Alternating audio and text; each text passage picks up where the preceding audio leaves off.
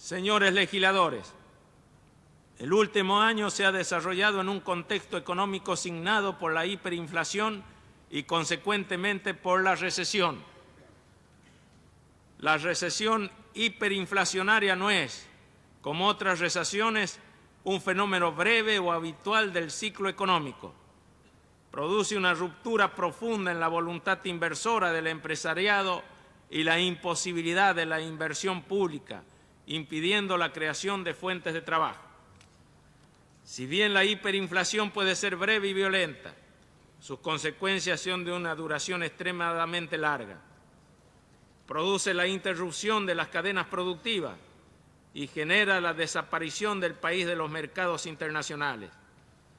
Pero lo que es mucho peor, termina evaporando el patrimonio económico-cultural, las habilidades de la fuerza laboral, el espíritu de emprendimiento del sector privado, la capacidad mediadora del Estado.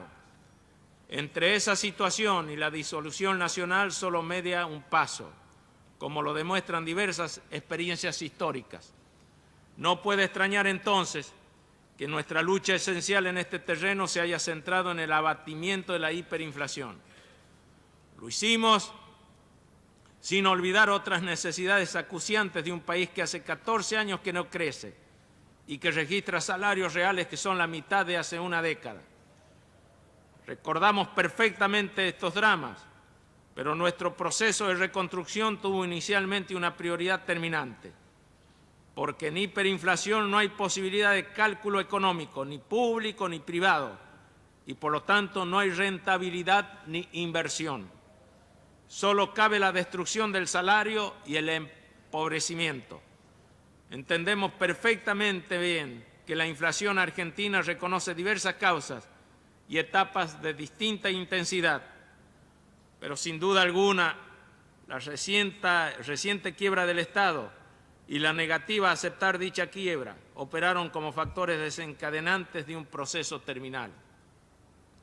Por eso, nuestro esfuerzo en transformar el Estado argentino, tanto en sus movimientos financieros de corto plazo como en su estructura empresaria y administrativa.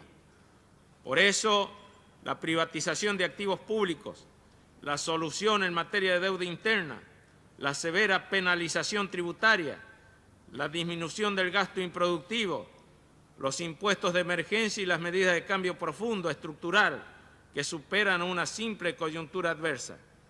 Que nadie se equivoque, que nadie se llame a engaño.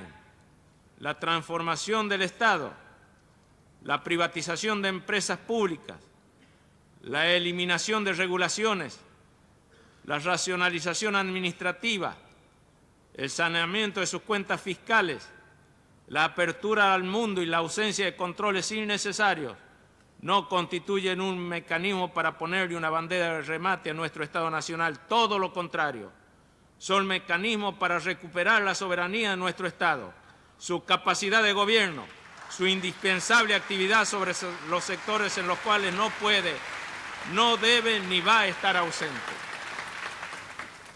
Los argentinos, seamos francos, vivimos durante años encandilados por un eclipse fatal. Vimos un Estado allí donde había burocracia, vimos un gobierno allí donde había trabas, vimos servicio allí donde había explotación. El resultado fue doloroso y sus consecuencias aún las padecemos. ¿Qué maestro fue bien recompensado por ese Estado sobreprotector? ¿Qué médico se sintió gratificado profesionalmente trabajando en el hospital público? ¿Qué servidor del orden estuvo bien pago a cambio de arriesgar su vida?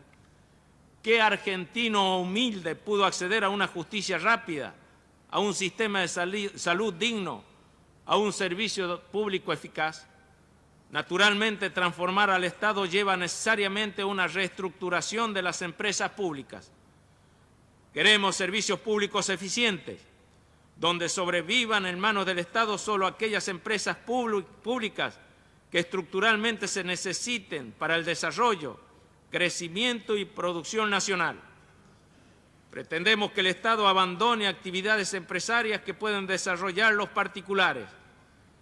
En el caso de los servicios públicos, el sector estatal controlará aquellos ofrecidos por los particulares, de modo de asegurar que los usuarios obtengan buenas prestaciones y tarifas razonables.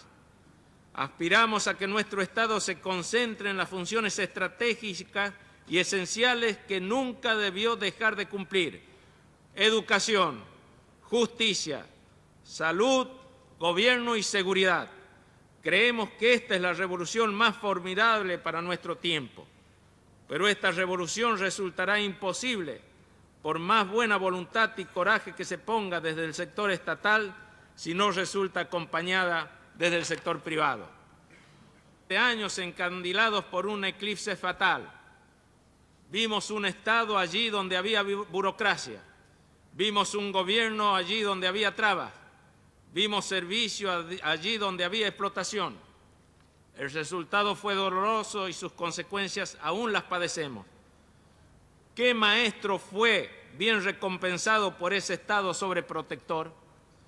¿Qué médico se sintió gratificado profesionalmente trabajando en el hospital público? ¿Qué servidor del orden estuvo bien pago a cambio de arriesgar su vida? ¿Qué argentino humilde pudo acceder a una justicia rápida, a un sistema de salud digno, a un servicio público eficaz? Naturalmente, transformar al Estado lleva necesariamente una reestructuración de las empresas públicas.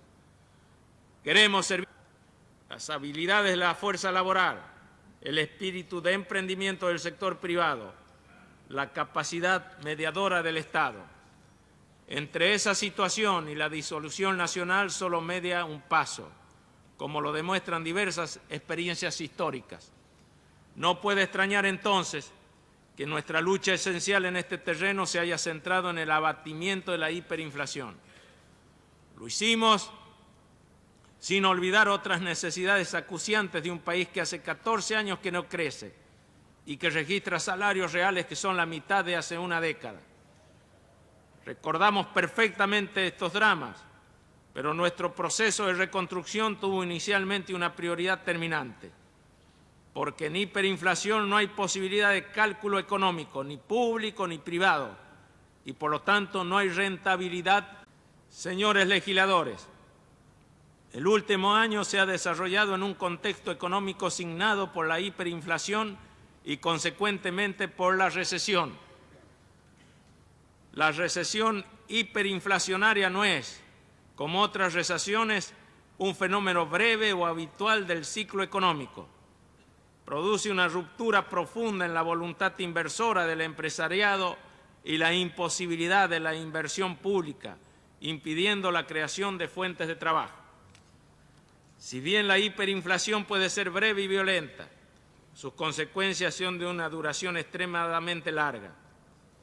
Produce la interrupción de las cadenas productivas y genera la desaparición del país de los mercados internacionales.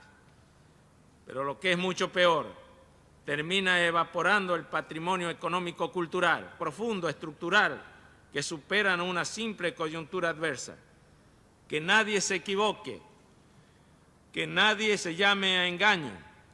La transformación del Estado, la privatización de empresas públicas, la eliminación de regulaciones, la racionalización administrativa, el saneamiento de sus cuentas fiscales, la apertura al mundo y la ausencia de controles innecesarios no constituyen un mecanismo para ponerle una bandera de remate a nuestro Estado Nacional. Todo lo contrario, son mecanismos para recuperar la soberanía de nuestro Estado, su capacidad de gobierno, su indispensable actividad sobre los sectores en los cuales no puede, no debe ni va a estar ausente.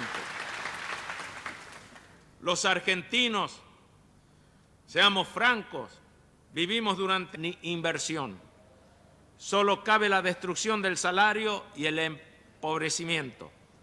Entendemos perfectamente bien que la inflación argentina reconoce diversas causas y etapas de distinta intensidad, pero sin duda alguna la reciente quiebra del Estado y la negativa a aceptar dicha quiebra operaron como factores desencadenantes de un proceso terminal. Por eso, nuestro esfuerzo en transformar el Estado argentino, tanto en sus movimientos financieros de corto plazo como en su estructura empresaria y administrativa. Por eso, la privatización de activos públicos, la solución en materia de deuda interna, la severa penalización tributaria, la disminución del gasto improductivo, los impuestos de emergencia y las medidas de cambio